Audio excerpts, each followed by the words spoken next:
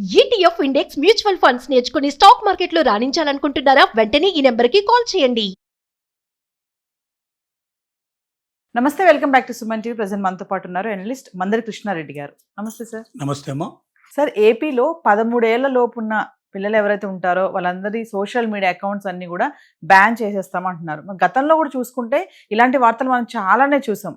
అయినా ఎక్కడికక్కడ అవి నడుస్తూనే ఉన్నాయి, చూసేవాళ్ళు చూస్తూనే ఉన్నారు, దొరికే వాళ్ళు దొరుకుతూనే ఉన్నారు. మరి 90 రోజులు దీన్ని అమలు చేస్తామని చెప్పేసి ఏపీ గవర్నమెంట్ చెప్పడం అయితే చూస్తున్నాం. ఇలాంటిది మనం కర్ణాటకలో కూడా చూసాం.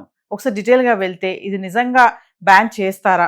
ఇండియన్ గవర్నమెంట్ ఈ మధ్య ఒక చట్టాన్ని సైబర్ కి సంబంధించినటువంటి చట్టం అది. దాంట్లో డిజిటల్ ప్రోగ్రామ్స్ అయితే చేస్తారో, సోషల్ మీడియా లాంటి దాంట్లో ఇతరులను బాధ కలిగించేవి, ఇతరులను అవమానపరిచేటువంటివి, ఇతరులకు ఆత్మహత్యకు ప్రోత్సహించేటువంటివి, ఇతరులకు మనస్తాపాన్ని కలిగించేటువంటి అంశాలు ఏమైనా ఉన్నట్టయితే వాటిని ఆ చట్టం కింద సవాల్ చేసినట్టయితే 3 గంటల లోపల 3 అవర్స్ లోపల మొత్తం సోషల్ మీడియా నుంచి వాటిని పూర్తిగా తీసేయాలి. ఎవరు గూగుల్ లాంటి సంస్థలు, యూట్యూబ్ నడుపుతున్న వాళ్ళు కానీ మిగతా అన్ని కానీ ఏవైతే ఉన్నాయో ఇవన్నీ కూడా సోషల్ మీడియా సంబంధించినవన్నీ కూడా తీసేయాలనేది ఒక చట్టం తీసుకుంది. అలా తీసేయకపోయినట్టయితే దానిలో ఎవరైతే ముఖ్య పాత్ర వహిస్తున్నారో దాన్ని పెట్టినవాడు, అది పెట్టడానికి కారణమైనటువంటి సంస్థ అందరి మీద క్రిమినల్ యాక్షన్ తీసుకోవాలన్నది, దాని ప్రకారం వాడికి శిక్షలు విధించడం కూడా, ఎంత శిక్షలు ఏమిటి అనేది కూడా దాంట్లో పొందుపరచడం జరిగింది.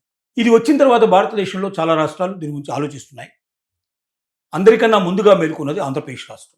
దీని గురించి దావోస్ లోపల ఎకనమిక్ ఫోరం పెట్టినటువంటి సదస్సుల్లో చంద్రబాబు నాయుడు గారు అలాగే లోకేష్ గారు, మేము మా దేశం లోపల 13 సంవత్సరాల లోపల ఉండేటువంటి పిల్లలకి సోషల్ మీడియా మొత్తం టోటల్గా భయం చేద్దాం అనుకుంటున్నాం. మీ అభిప్రాయం ఏమిటి దీంట్లో లోపల, మీరేమన్నా మంచి సజెషన్స్ ఇవ్వగలరా అని అక్కడ వచ్చిన మేధావులను అడగడం జరిగింది. అంటే దాదాపు నెలల తరబడి నుంచే దీని మీద వర్క్ చేస్తున్నారు. దీనికి సబ్ కమిటీలు వేశారు, మంత్రివర్గ కమిటీలు వేశారు. దీని మీద చాలా తతంగాలు జరిగాయి.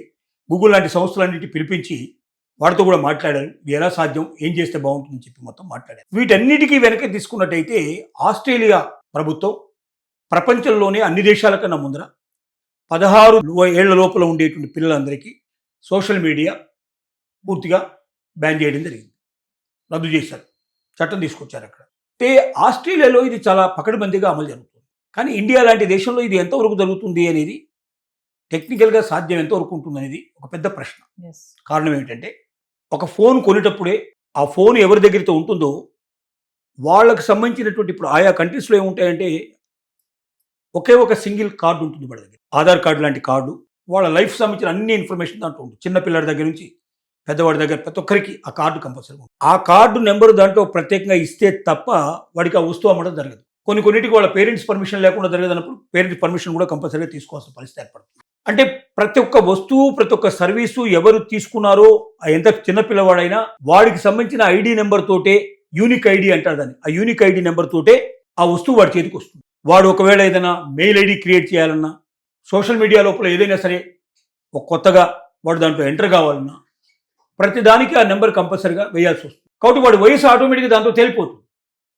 వాడు 16 ఏళ్ల వయసా, 13 ఏళ్ల వయసా, 8 ఏళ్ల వయసా బయటపడిపోతుంది. వాడు ఏ సోషల్ మీడియా లోపల ఏ రకమైన అకౌంట్ ఓపెన్ చేయాలన్నా, ఏ కొత్త యాప్ను వాడు డౌన్లోడ్ చేసుకోవాలనుకున్నా కంపల్సరీగా వాడి యూనిక్ ఐడి వెయ్యకుండా అది సాధ్యం కాదు. కాబట్టి 16 ఏళ్ల లోపల ఎవడు అని చెప్పగానే కొట్టగానే మొత్తం విషయాలు బయటకు వచ్చేస్తాయి. వాడికి బ్యాన్ చేసేసి వాడు ఉపయోగించడానికి వీళ్ళకుండా వాడి ఫోన్లో రాకుండా స్టాప్ చేయడానికి అక్కడ అవకాశం ఉంది. కానీ మన దేశంలో పరిస్థితి ఏంటంటే, ఎవడి ఫోన్ ఎవడు వాడుతాడో తెలియదు, ఎవడి పేరు మీద ఏముంటుందో తెలియదు, ఎవడి అకౌంట్ ఎవడు వాడుతున్నాడో తెలియదు. చాలా అకౌంట్స్ ఉంటాయి. తర్వాత వాడు వయసు, వాడు ఇష్టం వచ్చిన వయసు వాడు వేయడానికి అవకాశం ఉంది. ఇప్పుడు బ్యాన్ అనగానే ఏం చేస్తాడు, కొత్త అకౌంట్ ఓపెన్ చేస్తాడు.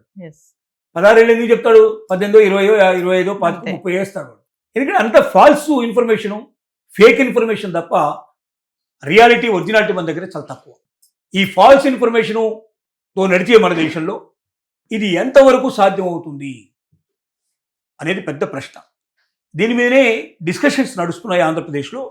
మన అసెంబ్లీ లోపల ఆ రాష్ట్ర ముఖ్యమంత్రి చంద్రబాబు నాయుడు గారు 90 రోజుల లోపల మేము 13 ఏళ్ల లోపల ఉండేటువంటి పిల్లలకు పూర్తిగా సోషల్ మీడియాని బ్యాన్ చేస్తున్నాం, 16 ఏళ్ల లోపల ఉండే వాళ్ళని కూడా దీంట్లోకి తీసుకోవాలా వద్దా అనేది మేము ఆలోచనలో వస్తున్నాం. తీసుకొస్తే ఏ రకంగా తీసుకురావాలనేది కూడా జరుగుతున్నాయి. ఏదేమైనా 90 రోజుల లోపల మేము దీన్ని అమలు చేస్తామని చెప్పి చాలా ఖచ్చితంగా చెప్పాడు. అంతకు ముందు రోజే కర్ణాటక అసెంబ్లీలో 16 ఏళ్ల లోపల ఉండేటువంటి పిల్లలకి సోషల్ మీడియా రద్దు చేస్తున్నామని చట్టాన్ని తీసుకొచ్చారు. భారతదేశంలో మొట్టమొదటి తీసుకోండి, అంటే మొదట ఆలోచన చేసిన రాష్ట్రం ఆంధ్రప్రదేశ్ అయితే మొదట అమలు చేసిన రాష్ట్రం కర్ణాటక అని చెప్పు. కరెక్టే, కానీ దీన్ని అమలు చేయడం భారతదేశంలో అంత సులభమా? అంత సాధ్యం కాదు. మీరు అన్నట్టుగా చాలా కష్టంతో కూడుకున్న పని. అంటే స్కూల్స్, ముఖ్యంగా స్కూల్స్, పేరెంట్స్ ఇద్దరు తలుచుకుంటే ఇది సాధ్యపడే అవకాశాలు ఎక్కువ బాగా ఉన్నాయి. అంటే 100% కాకపోయినా ఓ 70%, 80% వరకైనా అమలు చేయొచ్చు. అంటే స్కూల్లో ఫోన్లన్నీ కూడా అక్కడ తెస్తారు కాబట్టి, కొన్ని స్కూల్లో అయితే ఫోన్లు లోపల తీసుకురావడానికి అవకాశం లేదు. వాళ్ళ బ్యాగ్లోనే అక్కడ వాళ్ళకి ఒక కబోర్డ్ ఇస్తారు, ఆ కబోర్డ్లో పెట్టేసుకొని వాళ్ళు మళ్ళీ వెళ్ళిపోయేటప్పుడు బయటికి తీసుకోవడానికి అవకాశం ఉంటుంది. సో వాళ్ళ ఫోన్లు తెచ్చినప్పుడు ఆ ఫోన్లు మొత్తం టోటల్గా తీసుకొని ఆ ఫోన్లలో సోషల్ మీడియా సంబంధించిన అకౌంట్స్ ఏమున్నాయో మొత్తం చెక్ చేసి ఇమీడియట్గా వాళ్ళ మీద యాక్షన్ తీసుకునే పరిస్థితి ఏర్పడితే కొంతవరకు దీన్ని అమలు పరచడానికి అవకాశం ఉంది. పేరెంట్స్ కూడా ప్రతి స్టూడెంట్ దగ్గర ఉన్నటువంటి, తన పిల్లల దగ్గర ఉన్నటువంటి ఫోన్లు తీసుకొని దాంట్లో ఏమేమి సోషల్ మీడియా ఉన్నది మొత్తం కంప్లీట్గా చెక్ చేసి దాన్ని ఇమీడియట్గా క్లీన్ చేసేసి, ఈ పేర్లతో కూడా మా వాడు ఇస్తున్నాడు కాబట్టి వీటి కూడా జాగ్రత్త పడండి, పేరెంట్స్ వాళ్ళకి ఇన్ఫర్మేషన్ ఇవ్వగలిగే పరిస్థితి. చదువుకున్న మంది పేరెంట్స్ ఎంతమంది, సోషల్ మీడియా గురించి తెలిసిన పేరెంట్స్ ఎంతమంది, అసలు పిల్లలు ఒప్పుకుంటారా దానికి? తల్లిదండ్రులకి అంత ధైర్యం ఉందా? పిల్లల ఫోన్లు లాక్కొని వాళ్ళ ఫోన్లలో ఉండేటువంటి సోషల్ మీడియాని మొత్తం పూర్తి తీసేసి అవకాశం పేరెంట్స్కి ఉందా? అసలు వాళ్ళు ఏం చూస్తున్నారు, దాంట్లో వాళ్ళు ఏం చెక్ చేస్తున్నారు, ఇలాంటి కంటెంట్ చూస్తున్నారు అనే విషయం కూడా పేరెంట్స్ ఇంతవరకు సరిగ్గా చెక్ చేయలేని పరిస్థితిలో మన దేశంలో ఉన్న పరిస్థితిలో ఇది ఎంతవరకు అమలు చేయడానికి అవకాశం ఉందనేది పెద్ద ప్రశ్న.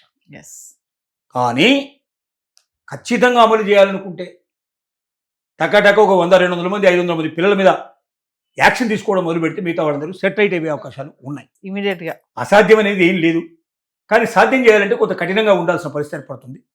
ఆ కఠినత్వానికి పేరెంట్స్ సహకరించాలి, ప్రభుత్వాలు కూడా కొత్త నిశ్చయంతో ముందుకు రావాలి.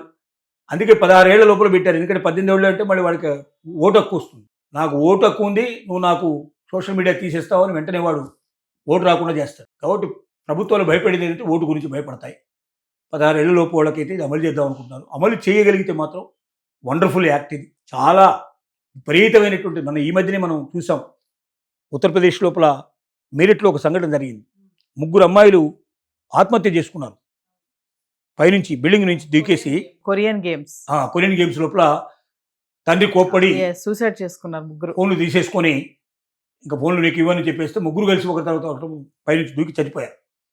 ఇలా ఎంతోమంది బెట్టింగ్ యాప్స్ లోపల వెళ్ళిపోయి విపరీతంగా డబ్బు కట్టేసేసి ఆత్మహత్యలు చేసుకున్న వాళ్ళు చాలామంది ఉన్నారు. పిల్లలు చదువుల మీద పూర్తి ధ్యాస పోయింది. సోషల్ మీడియా లోపల వెరితరలేస్తున్నారు. ఇంకా ఆన్లైన్ గేమ్స్ను కూడా పూర్తిగా బ్యాన్ చేస్తే చాలా బెటర్ నా ఉద్దేశం లోపల. కాబట్టి ఏది మంచిది, ఏది చెడేది, ఏది ఇవ్వాలి పిల్లలకు అనేది తల్లిదండ్రులకు ముందు తెలిసి ఉండాలి. పిల్లల్ని కంట్రోల్ చేయగలిగే కెపాసిటీ తల్లిదండ్రులకు వచ్చినప్పుడు టీచర్సు, స్కూల్ మేనేజ్మెంట్స్ కూడా అంత డెడికేటెడ్గా వచ్చి పిల్లల్ని బాగు చేయాలనే కోరిక కలిగినప్పుడు, ప్రభుత్వాలు కూడా పూర్తిగా దానికి డెడికేట్ అయి ఉన్నప్పుడు ఇది సాధ్యమవుతుంది తప్ప లేకపోతే అంత సులభంగా మన దేశంలో అమలు చేయడానికి వీలుపడదు. Thank you.